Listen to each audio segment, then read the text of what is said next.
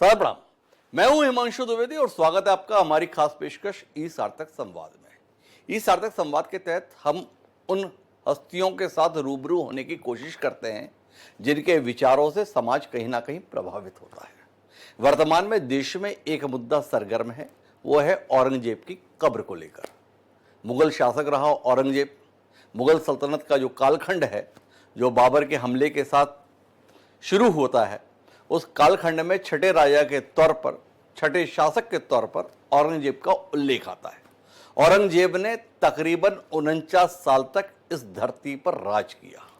उसके शासनकाल को लेकर इतिहास के पन्ने जिस तरीके से पीढ़ी दर पीढ़ी हस्तांतरित हुए, उसमें छवि यह बनी कि वह एक आतताई किस्म का शासक था। एक ऐसा शासक जिसने इस्लामिक कट्टरपंथ के माध्यम से इस देश को चलाने की कोशिश की। एक ऐसा शासक जिसने अपनी जनता पर अत्याचार करने में कोई कोर कसर बाकी नहीं रखी। एक ऐसा शासक जिसने सत्ता हासिल करने के लिए अपने पिता, अपने भाइयों का कत्ल कर देने से भी गुरेज नहीं किया। एक ऐसा शासक जिसने दिल्ली की सल्तनत को छोड़कर 25 साल दक्षिण में बिता दिए मरते दम तक। वह शासक जो महाराष्ट्र के जगह खुलदाबाद में तकरीबन 318 साल पहले दफन हो चुका, उसकी कब्र को लेकर इस समय तमाम चर्चाएं हैं, तमाम नजरिए इसके संदर्भ में निकल के आ रहे हैं। नजरिए की बुनियाद जो है वो हाल ही में रिलीज हुई एक पिक्चर है जिसका नाम है छावा। छावा मूलतः एक उपन्यास था जो जाने माने लेखक शिवाजी सावंत के द्वारा अरसे पहले लिखा गया था। शिवाजी सावंत को लोग छावा के कारण से कम उनके द्वारा लिखी गई अमर कृति मृत्युंजय के कारण ज्यादा जानते हैं, जो कर्ण की आत्मकथा के रूप में पाठकों के पास आई थी। ऐसा लगता है जैसे शिवाजी सावंत का जन्म ही उस मृत्युंजय को लिखने के लिए हुआ था। पर आज विषय मृत्युंजय नहीं है, विषय शिवाजी सावंत का लिखा हुआ उपन्यास पर आधारित पिक्चर है, एक सिनेमा है, एक मूवी है जिसने पूरे देश में एक बार फिर माहौल को सरगर्म कर रखा है। तो ऐसे समय पर हम चलते हैं एक ऐसे अध्येता के पास, एक ऐसे लेखक के पास, एक ऐसे विचारक के पास, एक ऐसे सामाजिक कार्यकर्ता के पास जिसके पास दृष्टि है इस पूरे मसले को लेकर। नाम है उनका डॉक्टर राम पुनियानी। जाने माने विचारक, लेखक के तौर पर उनकी समाज में मान्यता है। सीधे रुख करते हैं उनके पास और जानने, समझने, बूझने की कोशिश करते हैं कि औरंगजेब के संदर्भ में, संभाजी के संदर्भ में और इतिहास के पन्नों के संदर्भ में उनकी दृष्टि क्या है। स्वागत है डॉक्टर साहब आपका हमारे इस खास कार्यक्रम में। हिमांशु जी, तो डॉक्टर साहब, शुरुआत औरंगजेब से नहीं करते, औरंगजेब और संभाजी से भी नहीं करते। पहले आपसे ये समझना चाहते हैं कि इतिहास हमको पढ़ाया किस लिए जाता है। इसके संदर्भ में आपकी कोई दृष्टि है? क्यों पढ़ते हैं हम इतिहास, क्या जानने के लिए? सही सवाल है। देखिए, इतिहास हम इसलिए समझ पढ़ते हैं ताकि इतिहास में जो अच्छी बातें हुई हैं उनको हम सीखें और बेहतर समाज को बना सकें। इतिहास में कमज़ोर लोगों पर, मजदूरों पर, दलितों पर, आदिवासियों पर, स्त्रियों पर जिस प्रकार के अत्याचार हुए हैं उनको हम आज के नज़रिए से समझें और ऐसा समाज बनाने की कोशिश करें जिसमें समाज में सब लोगों को बराबरी का दर्जा मिले और समाज एक न्यायपूर्ण समाज बन सके। ये मेरी राय है। पर इतिहास कैसे लिखा गया, इतिहास में क्या हुआ था और इतिहास को प्रस्तुत कैसे किया गया, इसको लेकर जी, अलग अलग नजरिया रहता है। आप पिछले दौर में देख ही रहे होंगे, हमने बचपन में पढ़ा हल्दी घाटी का युद्ध अकबर की सेना और महाराणा प्रताप के बीच में हुआ। पढ़ा यह भी था कि उसमें जीत अकबर की सेना की हुई थी। पर आज नया इतिहास लिखना चाहते हैं जिसमें हल्दी घाटी में जीत महाराणा प्रताप की बताना चाहते हैं। थोड़ा आप बताएंगे कि इतिहास कितनी ईमानदारी से लिखा जाता है? देखिए, इतिहास में जो पहले हमारे चारण भाट थे, जो पहले राजाओं के बारे में लिखते थे, ज्यादातर वो अपने राजाओं का गुणगान करते थे और अपने राजाओं को बहुत धार्मिक व्यक्ति के रूप में बताते थे। नंबर एक। नंबर दो, जब यहाँ ब्रिटिश शासक यहाँ आए और जब यहाँ 1857 का विद्रोह हुआ, उसके बाद खास तौर से अंग्रेजों ने यहाँ फूट डालो और राज करो की नीति को लगाने की बात की। उसके पहले भी जैसे ये एम्पायर होते हैं वो इसी नीति पर चलते हैं। तो जेम्स मिल नाम के एक व्यक्ति ने भारत के हिस्ट्री ऑफ इंडिया नाम की एक पहली किताब लिखी थी। उसमें उन्होंने चालाकी क्या की, जैसे प्राचीन हिंदू युग गोल्डन पीरियड, मीडिएवल मुस्लिम पीरियड डार्क पीरियड और मॉडर्न ब्रिटिश पीरियड, ऐसा करके उन्होंने कर दिया। तो मेरे ख्याल से आप और दर्शक समझ रहे होंगे उनकी चालाकी क्या थी। हिंदू पीरियड, मुस्लिम पीरियड, ब्रिटिश पीरियड, जी। तो यहाँ क्रिश्चियन पीरियड नहीं आया, एक। दूसरा, उन्होंने यहाँ दूसरी एक चालाकी की कि क्योंकि उनको यहाँ सबसे बड़े 2 समुदाय दिखे, एक हिंदू और एक मुसलमान, तो इनके बीच में अगर फूट डालना है, तो इतिहास का उपयोग कैसे हो? तो राजाओं को उन्होंने उसके धर्म के नाम पे प्रस्तुत किया। राजा जो राज्य करते थे, सत्ता के लिए, संपत्ति के लिए, राज्य विस्तार के लिए, लगान की वसूली के लिए, दूसरे प्रकार के इसके लिए, और उसमें धर्म एक छोटा-सा पहलू होता था। उन्होंने धर्म को यहाँ बड़ा पहलू बता दिया। और उसमें भारत में क्या हुआ कि जो इतिहास ज़्यादा प्रचलित हुआ, एक मुस्लिम लीग के समर्थक इतिहासकारों ने हिंदुओं को बिल्कुल नाकारा दिखाया, हिंदुओं के बारे में नफ़रत फैलाई, और जो इस प्रकार की ब्रिटिश इतिहास को लेकर जो हिंदू सांप्रदायिक इतिहासकार थे, उन्होंने मुसलमानों को एग्रेसर और मंदिर तोड़ने वाले, धर्मांतरण करने वाले, क्रूर और इस प्रकार के शासक बताया, जिसको आगे चलकर जिसका उपयोग सांप्रदायिक राजनीतियों ने किया, समाज में बँटवारा करने के लिए, फूट डालने के लिए, दंगे भड़काने के लिए, और ये सब बाकी प्रक्रिया हुई। और तीसरा जो प्रकार का इतिहास है, एक रहता है सबऑल्टर्न हिस्ट्री। सबऑल्टर्न हिस्ट्री में मुख्य रूप से जो इतिहास लिखा जाता है, वो एक वंचित तबके के जीवन के आधार पे लिखा जाता है। तो ये अभी आया था इसका ट्रेंड, अभी तो इतना नहीं है। जैसे इसमें आप इतिहास लिखेंगे कि भाई दलित समाज कैसे जीता था, उसकी पीड़ा क्या थी, उसकी व्यथा क्या थी, कास्ट सिस्टम से उसको क्या समस्या थी, स्त्रियों को किस प्रकार से घर की गुलामी करना पड़ता था। तो सबऑल्टर्न हिस्ट्री एक अलग स्ट्रीम है। एक और इतिहास है जिसमें इतिहास को शोषक और शोषित के रूप में बताया जाता है, जिसमें मुख्य रूप से बताया जाता है कि जो किसान है या मजदूर है, उसका राजा, जमींदार और ये ऊंचे लोग किस प्रकार से उनका शोषण करते हैं, सामाजिक व्यवस्था किस प्रकार की थी, संस्कृति किस प्रकार से थी, कला का विकास कैसे हुआ। ये 4 प्रकार के इतिहास मोटे तौर पे मैं बता सकता हूँ। एक आपसे जानने की बात है, आपने कहा कि धर्मांतरण बड़े पैमाने पर कराया गया, ऐसा प्रस्तुत किया गया। क्या ये बात आप अनुभव के आधार पर सत्य नहीं मानते भारत के संदर्भ में या हिंदुस्तान के संदर्भ में? मोहम्मद बिन कासिम पहले हमलावर के तौर पर देखते हैं हम इस्लामिक, पर उसके बाद में जब से गुलाम वंश आता है, मोहम्मद गौरी के हमले के साथ में, उसके बाद से लेकर अंग्रेजों के आने तक, क्या उस दौरान धर्मांतरण को लेकर तत्कालीन शासकों का कोई रुख रहता था? क्या उन्होंने चाहा कि इस देश में इस्लाम को स्थापित कर दिया जाए? क्या हिंदुओं से बलात् उस दौर में धर्म परिवर्तन नहीं कराए गए? इसके संदर्भ में आपका अध्ययन क्या कहता है? देखिए, मेरी समझ ये है कि भारत में खास तौर से इस्लाम की बात करता हूँ, क्रिश्चियनिटी को हम छोड़ देते हैं अभी। जी। इस्लाम की जो बात करते हैं, भारत में इस्लाम 7वीं शताब्दी में आया। जी। ये कैसे आया? किसी राजा के माध्यम से नहीं आया। ये आया अरब व्यापारियों के माध्यम से, जो केरल के मलाबार तट पर व्यापार के लिए आते थे, और उनके आपसी मेल-जोल से वहाँ इस्लाम का शुरुआत हुई। दूसरी बात देखिए, ये जो मुस्लिम राजा आए, राजा का उद्देश्य कोई धर्मांतरण करना नहीं होता। यहाँ मैं एक जनरल स्टेटमेंट कह देता हूँ कि दुनिया में किसी भी राजा ने अपने धर्म का प्रचार-प्रसार नहीं किया, एक राजा को छोड़कर, जिनका नाम है सम्राट अशोक। जी। अब यहाँ जो राजा आए, उन्होंने अपने राज्य की स्थापना की, और उसके बाद अगर यहाँ जो धर्मांतरण हुआ, उसका कारण बताने के लिए मैं आपको ले चलता हूँ स्वामी विवेकानंद जी के पास। स्वामी विवेकानंद, संकलित रचनाएँ, खंड 8, पृष्ठ 330। स्वामी जी लिखते हैं, ये कहना गलत है कि इस्लाम यहाँ तलवार की नोक पर फैला। जाति व्यवस्था के अत्याचार से बचने के लिए कई लोगों ने इस्लाम धर्म को कबूल किया। और आप देखिए, जैसे औरंगज़ेब का भी उदाहरण देते हैं कि उसने संभाजी को कहा कि तुम मुसलमान बन जाओ, नहीं तो मैं तुमको खत्म कर दूंगा। अब ये बात सच हो सकती है, पर सवाल ये है कि औरंगज़ेब ने, जैसे आपने कहा, 49 साल तक शासन किया, तो 49 साल में उसने कितने लोगों का धर्मांतरण किया? ये जो संभाजी के साथ औरंगज़ेब का जो संघर्ष था, वो धर्म के लिए नहीं था, जी। वो सत्ता के लिए था।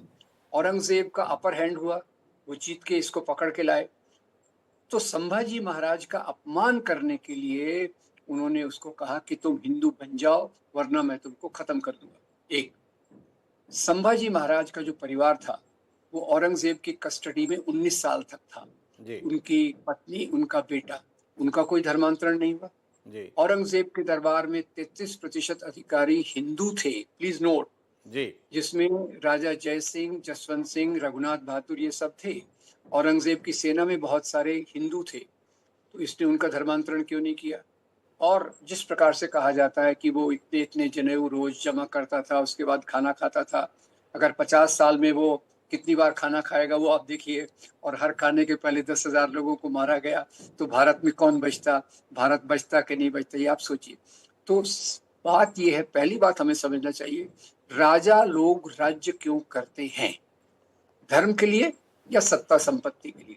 उनकी नीतियों में धर्म का कितना स्थान होता है? अब जैसे मैं छत्रपति शिवाजी महाराज का बता दूं, जो महाराष्ट्र के हैं। जी अब छत्रपति शिवाजी महाराज के बारे में भी आप देखिए, वो एक महान राजा थे, क्योंकि उन्होंने एक मुख्य रूप से बहुत सारी अलग चीजें की, पर उनके भी जो दरबार में मुस्लिम अधिकारी थे, मौलाना हैदर अली, उनका जो बॉडीगार्ड था रुस्तम जमान, वो भी एक मुस्लिम था। उनकी सेना में 12 मुस्लिम सेनापति थे। प्रेम हणवते की किताब एक है मराठी में, उसका शीर्षक बताता हूँ, शिवरायांचे निष्ठावंत मुस्लिम सैनिक। जी क्या मतलब? शिवाजी महाराज के प्रति निष्ठा रखने वाले मुसलमान सेनापति। उसमें सिद्दी संभल, इब्राहिम गारदी वगैरह वगैरह ये सब लोग हैं। कोई उनका कैनन डिपार्टमेंट का था, कोई नेवल डिपार्टमेंट से था। तो राजाओं का प्रशासन मिला जुला था। अब आपने महाराणा प्रताप की बात की, एक छोटा मैं ऐड कर देता हूँ। जी हल्दीघाटी की लड़ाई की भी बात जी की, कौन जीता कौन हारा, मुझे हिंदू के रूप में खुशी मनाना है, तो मैं तो कहूंगा भाई राणा प्रताप जीता, बहुत अच्छा हो गया, मेरा दिल बाग बाग हो गया। और मुसलमान हूं तो मैं कहूंगा अकबर जीता। खैर, जो बात हो, पर ये देखिए हल्दी घाटी की लड़ाई में अकबर खुद नहीं आए थे। अकबर के बदले मानसिंह जो, और महाराणा प्रताप के बीच का संघर्ष था। और महाराणा प्रताप को भी जरा देखिए, महाराणा प्रताप के दो बड़े सेनापति थे। जी एक थे राम सिंह, जिनके कंट्रोल में 2000 की सेना थी, और दूसरे थे हकीम खान सूर, जिनके कंट्रोल में 1000 पठान सैनिक थे। तो अब इसको हिंदू मुसलमान में क्या मानूं? और ये लड़ाई क्यों हुई? क्योंकि ये मनसबदारी का सवाल था। जी अकबर मान से राणा प्रताप जी को 5,000 का मनसब दे रहे थे। उन्होंने कहा मुझे तो ये अपमानजनक लगता है। लड़ाई हो गई, और लड़ाई भी किसके आग्रह पे हुई? राजा टोडरमल, जो जी अकबर के दरबार के 9 रत्नों में एक थे, उसके आग्रह पे हुई। लड़ाई हो गई। आगे की बात देखिए, और मजेदार है। अब अकबर के बाद और राणा प्रताप के बाद अकबर की तरफ से आए जहांगीर, राणा प्रताप के वंशज थे अमर सिंह। अमर सिंह जहांगीर ने अमर सिंह को कहा भैया तुम 10,000 का ओहदा ले लो, मैं थोड़ा मजाक में कह रहा हूँ। जी अमर सिंह ने कहा थैंक यू वेरी मच, मैं आपके प्रशासन में शामिल हो जाऊंगा। जी तो इसमें हिंदू मुसलमान का सवाल है ही नहीं। इसमें हिंदू मुसलमान का सवाल है ही नहीं। मेरे पास दो सवाल आपसे बातचीत के आधार पर निकल कर आते हैं। सनातन धर्म को लेकर बड़ी चिंताएं इस समय समाज में है। हिंदू धर्म को अब सनातन धर्म के रूप में बात की जाने लगी है। हिंदू तो जीवन पद्धति हो गई, धर्म के तौर पर सनातन धर्म की बात होने लगी। राम पुनियानी जी का इतना अध्ययन है, किसने ज्यादा नुकसान पहुंचाया सनातन धर्म को, सम्राट अशोक ने या औरंगजेब ने? देखिए मेरे ख्याल से सनातन धर्म को ना अशोक ने नुकसान पहुंचाया ना औरंगजेब ने। जी इसके अंदर की जो प्रथाएं थी, जाति प्रथा, ये हम कभी अंतर विलोप नहीं करते। जैसे स्वामी विवेकानंद की बहुत रचनाओं में कास्ट सिस्टम पे बहुत लिखा है। हम जी केवल स्वामी जी का नाम लेते हैं, पर उनकी बात को हम नहीं समझते। उनका सबसे बड़ा है सनातन, एक पहली बात तो सनातन धर्म को कोई खतरा नहीं है। जी आप कहते हैं सदियों से है, आज भी है। और आज तो अभी पिछले 12-13 साल से, 11 साल से वो सरकार है जो इसी धर्म के नाम पे राज कर रही है। तो कहाँ से खतरा आ गया ये मुझे पता नहीं। खतरा किसको कहते हैं ये भी मुझे पता नहीं, क्योंकि जिस बात पे खतरा हो उसको तो आप देखिए। अगर मुझे कुछ सांप काट रहा है, कोई मेरे पे हमला कर रहा है, तो मैं कहूंगा भाई मैं खतरे में हूँ। अगर मैं फल फूल रहा हूँ आर्थिक रूप से, सामाजिक रूप से, राजनीतिक रूप से, तो खतरा कहाँ से आया भाई? आज देखिए भारत का राज्य देखिए, ज्यादातर बड़े अधिकारी, वो पार्लियामेंट में हो, मंत्री हो, संतरी हो, ब्यूरोक्रेट्स हो, ज्यादातर तो हिंदू है। तो हिंदू धर्म को खतरा कैसे आ गया भाई? सनातन धर्म को खतरा कैसे आ गया? ये पहली बात को मैं खारिज करता हूँ। जी धर्म को कभी खतरा नहीं होता। खतरे होते हैं लोगों की सत्ता को। और जब लोगों की सत्ता खतरे में आती है या वो अपनी सत्ता को ज्यादा विस्तार करना चाहते हैं, तो समाज को पोलराइज करने के लिए वो धर्म के आवरण पहनकर कहते हैं कि भाई हमारा धर्म खतरे में है, जबकि वास्तव में धर्म कभी खतरे में नहीं होता। और धर्म क्या है? धर्म मेरे लिए नैतिक मूल्य है। धर्म मेरे लिए इंसानियत है, और ये इंसानियत जो सभी धर्मों में होती है, जैसे महात्मा गांधी ने हमें रास्ता दिखाया, ईश्वर अल्लाह तेरो नाम, तो उस इंसानियत के आधार पे कोई धर्म कभी खतरे में नहीं आ सकता। देखिए, मेरा सवाल जो था वो इस संदर्भ में था कि लोगों ने अपने धर्म को बदला। अशोक के दौर में भी बदला, और औरंगजेब के संदर्भ में भी ये आरोप है कि उसने बड़े पैमाने पर धर्मांतरण कराना चाहा। मेरा आपसे जानना ये था कि धर्मांतरण की अगर बात आती है तो अशोक के कालखंड में ज़्यादा सनातन धर्मी या हिंदू धर्मी बौद्ध में कन्वर्ट हुए, या आपका अध्ययन ये कहता है कि नहीं, इस्लाम के संदर्भ में औरंगजेब के प्रयासों ने ज़्यादा हिंदुओं को मुसलमान बना दिया है? इसके संदर्भ में कोई दृष्टि है क्या आपकी? आज में ज्यादा धर्मांतरण हुआ ये कहना मुश्किल है, क्योंकि मैं आपको बताऊं, सम्राट अशोक के समय कई लोगों ने, खास तौर से जो अनटचेबल्स थे, जो समाज के वंचित लोग थे, उन्होंने बुद्ध धर्म का स्वीकार किया। इस बात को मैं मानता हूँ, पर ये ऊपर से लादा नहीं गया था। बुद्ध बनने के बाद अशोक ने जिस प्रकार की नीतियां अपनाई गरीब लोगों के प्रति, वंचित लोगों के प्रति, उससे बुद्ध धर्म फैला। और अशोक के समय भी 4 धर्म थे।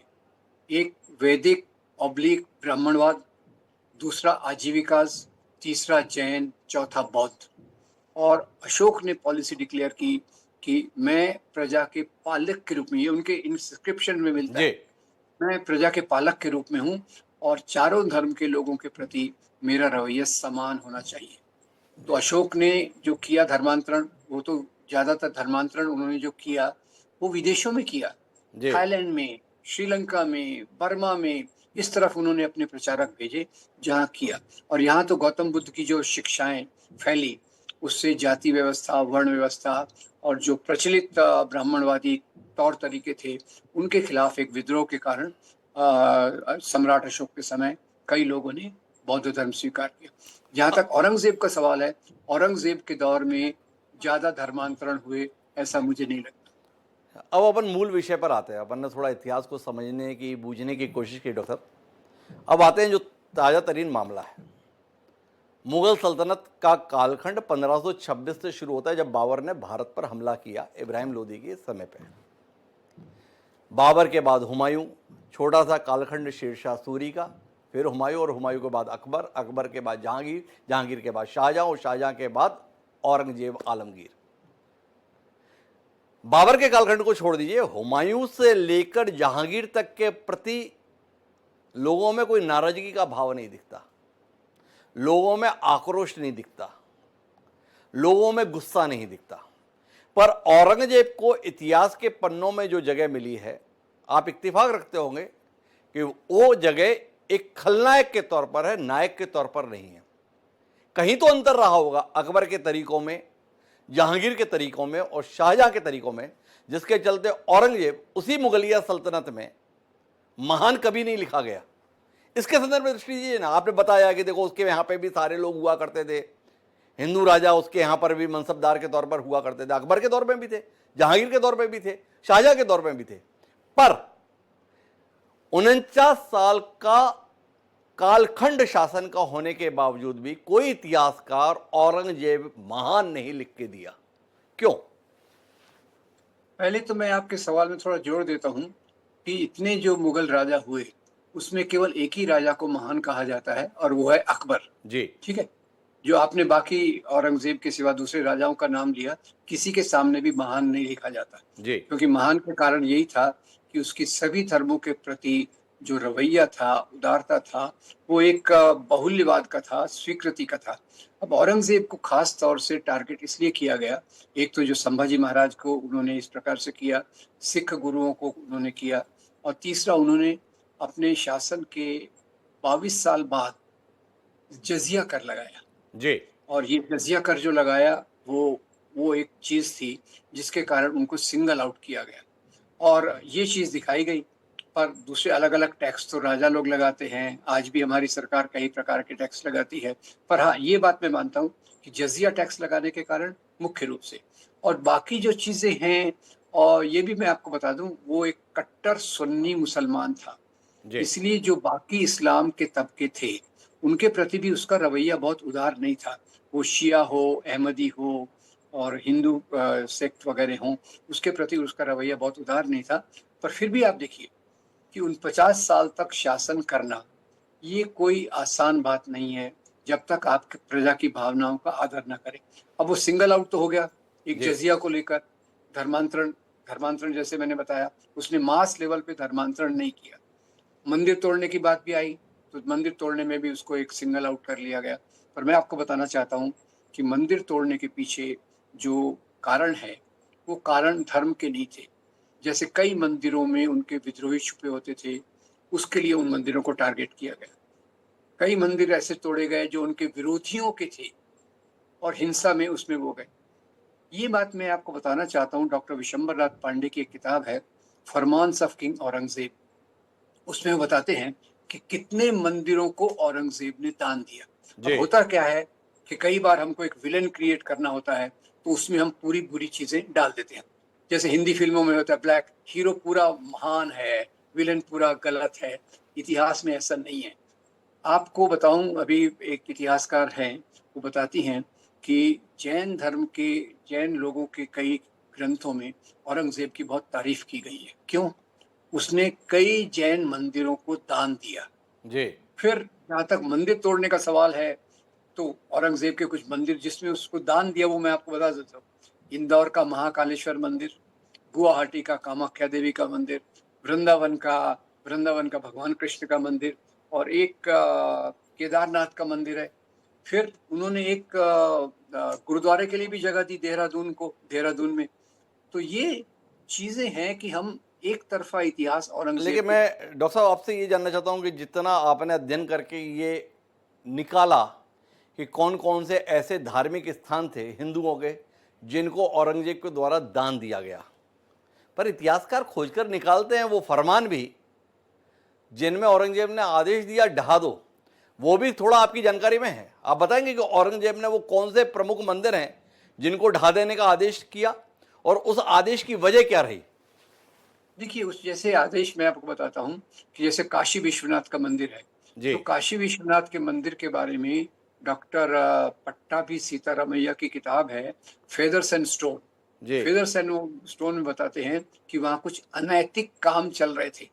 अब ये तो हम भी जानते हैं कि मंदिरों के आड़ में कई पंडे पुजारी और आजकल भी ऐसे साधु और ये तो नकली मिलते हैं, जो कुछ करते थे। ये पट्टाभी सीतारामैया के आधार पे मैं बताता हूँ। तो ऐसे करीब 12 से 15 मंदिर थे जिनको ढहाने के आदेश औरंगजेब ने दिए थे। मैं इसकी माफी के साथ बीच में हस्तक्षेप करना चाहता हूं डॉक्टर रामपुनिया साहब। पट्टाभी सीतारमैया का लिखा हुआ दस्तावेज तकरीबन घटना के 200 साल बाद का है।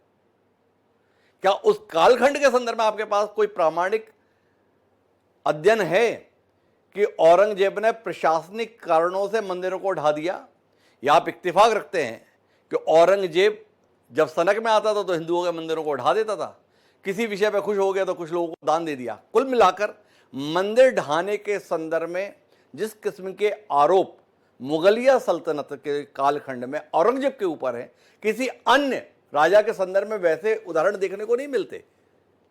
देखिए, ऐसा नहीं है। मैं आपको एक और कोट कर देता हूँ। जी। रिचर्ड ईटन के 2 बड़े लेख हैं फ्रंट लाइन दिसंबर 95, जनवरी 96। जी। तो रिचर्ड ईटन बताते हैं कि कई हिंदू राजा जिनकी आपस में लड़ाई होती थी, तो जीतने वाला हिंदू राजा हारने वाले हिंदू राजा के कुल देवता की मूर्ति को तोड़ता था। एक मिनट रुकिए। दूसरा, एक महान ग्रंथ है हिंदी संस्कृत का, कवि जी। कल्हण का, जी। जो लिखते हैं कि 11वीं शताब्दी के राजा हर्षदेव ने जी। एक विशेष अधिकारी को नियुक्त किया। इसको आप जरा हिंदी में रिक्वेस्ट कीजिएगा। जी। देवोत्पतन नायक, जी। वो अधिकारी जो देवताओं की मूर्तियों को तोड़ता है, और वो एक उदयराज नाम के व्यक्ति को उसने किया था। क्यों? अब उसका कारण मैं आपको बता दे सकता हूँ, क्योंकि वो बहुत अय्याश था, बहुत पैसा खर्चा था करता था, खजाना खाली हो गया था, तो उसने सोचा मंदिरों में इतना सोना चांदी है तो मैं उसी को उठा के ले आऊंगा और ये करूंगा। तो सवाल ऐसा है कि जैसे अकबर, शाहजहां, इसके बारे में तो मैं उसको नहीं जानता, पर जहां तक कई हिंदू राजा हैं, खास तौर से राजा हर्षदेव, वो तो इसमें लिस्ट में टॉप पे आते हैं जी कि कैसे उन्होंने इतने सारे मंदिरों को तोड़ाया। आज इसको राज तरंगिणी आज भी उपलब्ध है, जी आपकी सिटी लाइब्रेरी में होगी, उसको जाके रेफर कर लीजिए, आपको मिल जाएगा कि किस कारण से मंदिर उसने तोड़े। संपत्ति। ये उदाहरण मिल जाएंगे। अब आते हैं अपन वर्तमान पर। एक वर्ग है जिसको लगता है कि औरंगजेब की कब्र को इस धरती पर बने रहने का अधिकार नहीं है। आपने इतिहास में भी देखा होगा कि जब कोई राजा जीता या साम्राज्य पलटा तो उसने कब्रों को खुदवा दिया। ऐसा उदाहरण है, रानी एल्मा के संदर्भ में, इंग्लैंड के संदर्भ में उदाहरण मिलता है। इसका अंतिम परिणाम क्या निकलता है? समाज इसका परिणाम आने वाले समय में किस रूप में प्राप्त करता है, इस पर आपकी कोई दृष्टि जाती है? देखिए, वैसे मैं बताऊं कि जहां तक औरंगजेब की कब्र का सवाल है, वो 300 साल से है। जी बाद में मराठा शासक काफी मजबूत हुए, देश के बड़े भाग पर उनका शासन हुआ, पर उन्होंने औरंगजेब की कब्र को कभी नहीं तोड़वाया। जी नंबर एक। नंबर दो, इस प्रकार से कई घटनाएं इतिहास में हुई, पर आधुनिक समाज में इस प्रकार की चीजें हमने अभी बाबरी मस्जिद के बारे में देखी, और उसके साथ क्या उपद्रव हुआ और किस प्रकार की चीजें हुई, वो आप भी उतना ही जानते हैं जितना मैं जानता हूँ। तो मुझे लगता है कि इस प्रकार की कब्र के इश्यू को अभी उठाना, ये कोई सामाजिक हित में नहीं है। जी ये कब्र है, बहुत सीधी सादी कब्र है, इतने सालों से पड़ी है, मुगल राजाओं ने कभी उसको नहीं तुड़वाया। इसमें ब्रिटिश वाइसरॉय लॉर्ड कर्जन ने उसमें संगमरमर के पत्थर उसने लगवाए थे, पहले ये केवल मिट्टी की कब्र थी। जी तो उसको आज ब्रेकअप करके सामने लाने का मुद्दा वही है कि इससे एक राजनीतिक रोटियां सेकी जा सके, ऐसा मुझे लगता है। जी नहीं तो कब्रें कहीं हैं, बहुत सारे हैं, आप किस किस को ढूंढते बैठेंगे। इसको औरंगजेब को तो हाईलाइट कर दिया फिल्म छावा ने, जी नहीं तो ऐसे कितने शासक हो गए होंगे जिन्होंने बहुत सारी क्रूरता की होगी।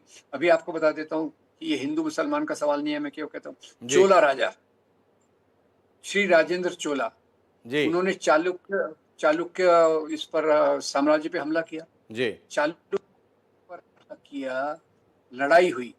लड़ाई को प्रेम मोहब्बत से नहीं होती, फूलों जी को एक्सचेंज करके से नहीं होती, वो तो खून बहाकर होती है। तो चोला राजाओं ने चालुक्य राजा को हरा दिया, और उसका जो सेनापति था समुद्रराज, उसका धड़ कटवा दिया और उसकी बेटी का नाक कटवा दिया। तो सवाल ये है कि राजा तो निरंकुश होते थे, जी उन पर कोई ह्यूमन राइट्स के लॉ लगते नहीं थे, कोई कॉन्स्टिट्यूशन लगता नहीं था। राजा सर्वोपरि। हम ये भूल जाते हैं कि राजाओं का जब हम गुणगान करते हैं तो हम किस चीज का गुणगान कर रहे हैं? जी क्या हम उस व्यवस्था का गुणगान कर रहे हैं जो एक निरंकुश अधिनायक के नीचे चल रही थी? गलत है। और वो उसको कोई कंट्रोल करने वाला है नहीं। जबकि आज के लोकतंत्र में हम देखते हैं, भले ही हम कई लोकतंत्र कमजोर हों, पर वहाँ जुडिशियरी है, एग्जीक्यूटिव है, पार्लियामेंट है, मीडिया है, जो चीजों को एक बैलेंस में लाना चाहिए आइडियल कंडीशंस में। तो जो आप ये बात कर रहे हैं क्रूरता की और ये सब, मैं बताता हूँ कि आपको, जैसे शिवाजी महाराज की सेना एक बार सूरत गई थी लूटमार करने, 3 बार गई थी, जी और उसका वर्णन भी एक बाल सामंत ने दिया है। 21 दिन तक लूटमार चली। उसमें क्या लूटमार प्रेम मोहब्बत से हुई होगी? जी आप सोचिए। तो ये तो किसी राजा के बारे में भी आप ढूंढ के किसी निकाल किसी सकते राजा के संदर्भ में एक और विषय पर आपसे दृष्टि चाहिए, आखिरी दौर की बातचीत में है राम बुनिया साहब। अभी जो होड़ चल रही है, सब अपने अपने अनुसार नायक को खलनायक प्रस्तुत करने की कोशिश कर रहे हैं। तो एक कोशिश चली कि औरंगजेब को भी आप खलनायक नहीं महानायक के तौर पर देखें, पर साथ ही साथ कोशिश ये भी चली कि जिन छत्रपति संभाजी महाराज को लेकर इतनी बातचीत है, उनको भी आप इतना गौरवशाली ना समझें, उनका इतिहास इतना पाक साफ भी नहीं है। तो उनको संदर्भ में दो गंभीर किस्म के आरोप लगाए जाते हैं। एक उनके चरित्र के संदर्भ में कि वो शराब व्यसनी थे, महिला व्यसनी थे, एक, और दूसरा उनके संदर्भ में एक कालखंड आता है जिसमें उन्होंने अपने पिता सर्वसम्मानीय छत्रपति शिवाजी के खिलाफ बगावत करके मुगलों का हाथ थामा था। इसके संदर्भ में आपका अध्ययन, आपकी दृष्टि और आपका विश्लेषण। आपने बिल्कुल सही कहा। संभाजी महाराज 2 बार मुगलों से मिले थे। जी एक बार उस मुगलों से मिलकर छत्रपति शिवाजी महाराज के खिलाफ उन्होंने बगावत की, जी। दूसरी बार औरंगज़ेब से मिलके उन्होंने जो दक्षिण का साम्राज्य है, बीजापुर का आदिल शाह, उसके खिलाफ औरंगज़ेब से मिलकर लड़े थे और औरंगज़ेब ने उनको 7 हज़ारी का मनसब भी दिया था। जी। तो ये राजा लोग मिलना, बिखरना अपने स्वार्थ के हिसाब से। और संभाजी महाराज का दूसरा देखिए, मैंने जैसे पहले भी बताया, औरंगज़ेब ने छत्रपति शिवाजी महाराज की पत्नी और बेटे साहू महाराज, इनको पूरे इज्जत के साथ अपने घर में रखा। ना उनका धर्मांतरण किया, ना कुछ किया। और आपने पढ़ा होगा, अभी अभी इंडियन एक्सप्रेस में ये खबर आई थी कि भाई शाहू महाराज औरंगज़ेब की कब्र पर गए थे अपना आदर प्रकट करने के लिए। जी। तो ये इसलिए मैं कहूँगा कि हमारी जो इतिहास की समझ है, वो एक तरफ़ा है। नहीं, नहीं, लेकिन मुझे अभी समझना है डॉक्टर राम पुनियानी साहब, 19 साल तक संभाजी महाराज की विधवा और उनके बेटे शाहूजी महाराज को औरंगजेब ने अपने कब्जे में रखा, पर सम्मान के साथ रखा। और दूसरी तरफ संभाजी के सौतेले भाई राजा राम के खिलाफ युद्ध भी चलता रहा। तो ये सम्मान के साथ औरंगजेब ने किस मंशा के तहत रखा हुआ था, इसके संदर्भ में भी आपकी दृष्टि गई क्या? औरंगज़ेब एक प्रकार से प्यूरिटैनिकल था। प्यूरिटैनिकल यानी आप समझते हैं, अंग्रेजी का हिंदी में आप समझ लीजिए। वो कई चीज़ों में अपने सिद्धांत रखता था और एक बार उसने अपने एक सेनापति को इसलिए मरवा डाला था कि उसने किसी औरत के खिलाफ बुरी नज़र रखी थी। तो औरंगज़ेब का चरित्र केवल हम ब्लैक एंड व्हाइट में नहीं रख सकते। मैं उसको नायक या खलनायक के रूप में नहीं देखना चाहता, एक राजा के रूप में देखना चाहता हूँ, जिसने अपने राज्य का विस्तार किया। तो जो बच्चे को, जो साहू महाराज थे नंबर 1, उनको उन्होंने इज्जत से रखा। उनके शायद सिद्धांतों में आता होगा कि भाई यतीमों के साथ बुराई मत करो, स्त्रियों के साथ बुराई मत करो। हो सकता है ये उनका सिद्धांत हो। अब ये संभाजी महाराज की बात एक और आप हम याद कर लें। संभाजी महाराज को जहर देने की कोशिश उनके भाई राजा राम ने की। जो हम कहते हैं ना कि जी। औरंगजेब ने अपने भाइयों को मरवाया, तो राजा राम अगर सफल हो जाते तो संभाजी नहीं रहते। तो ठीक है ना, कि सवाल है कि सत्ता का हस्तांतरण जो राजाशाही में होता था, वो कुछ चुनाव के माध्यम से नहीं होता था, वो तलवार के माध्यम से होता था। और जैसे राजा ज्ञानेंद्र, नेपाल के राजा ज्ञानेंद्र ने अपने पूरे भाई के पूरे परिवार को बंदूक की गोलियों से छलनी कर दिया और राजा बन गया। तो राजाओं को एक हम अलग नजरिए से देखना चाहिए। नायक खलनायक वहां से नहीं से ले सकते, उनमें से कुछ सिद्धांतों को चुन सकते हैं जो आज के लोकतंत्र में, और मेरे ख्याल से तो आज के लोकतंत्र के नायक वही हैं जिन्होंने हमें आज का लोकतंत्र दिया, यानी जो हमें आज का आजादी के। लोकतंत्र दिया। तो मैं अब आखिरी बिंदु पर आता हूं। औरंगजेब की कब्र को उखाड़ देना चाहिए, औरंगजेब की कब्र को उसके हाल पर छोड़ देना चाहिए। आने वाली पीढ़ियों के लिहाज से डॉक्टर राम पुनिया को क्या ज़्यादा मुफीद लगता है, क्या करना चाहिए देश को? जी, मुझे ये मुफीद लगता है कि औरंगजेब की कब्र को रहने देना चाहिए। आर्कियोलॉजिकल सर्वे ने इसका संरक्षण करना चाहिए और औरंगजेब के जो बिंदु हैं, अच्छे बिंदु, खराब बिंदु, ये दोनों को वहाँ एक प्लाक पे लगा देना चाहिए। लोगों को उसके जीवन के दोनों हिस्से पता चलें और उससे किस प्रकार से आगे की जनरेशन अगर कुछ सीख सकती है तो सीखे, नहीं तो एक ऐतिहासिक कैरेक्टर के रूप में उसको भूल जाना चाहिए। जैसे बहुत सारे राजा महाराजा हुए, तो मुझे तो राजाओं को नायक बनाने में बहुत ज़्यादा रुचि नहीं है। 2-4 राजाओं से अच्छी-अच्छी चीज़ें ले सकते हैं, बाकी तो नायक तो हमारे होना चाहिए आज़ादी के आंदोलन से।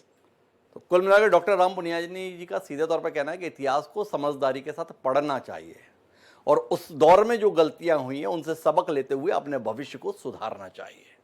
औरंगजेब की कब्र को उखाड़ देने के स्थान पर औरंगजेब में क्या खूबियां और क्या खामियां थी, इसे आने वाली पीढ़ी तक कैसे पहुंचाया जाए, इस पर विचार होना चाहिए। डॉक्टर राम पुनियानी साहब, आपका बहुत बहुत धन्यवाद हमारे साथ इस गंभीर विमर्श का हिस्सा बनने के लिए। तो आज की इस बातचीत में इतना ही। जल्द मिलते हैं किसी और नई शख्सियत से, नए विचारों के साथ। मुझे दीजिए साथ प्रणाम।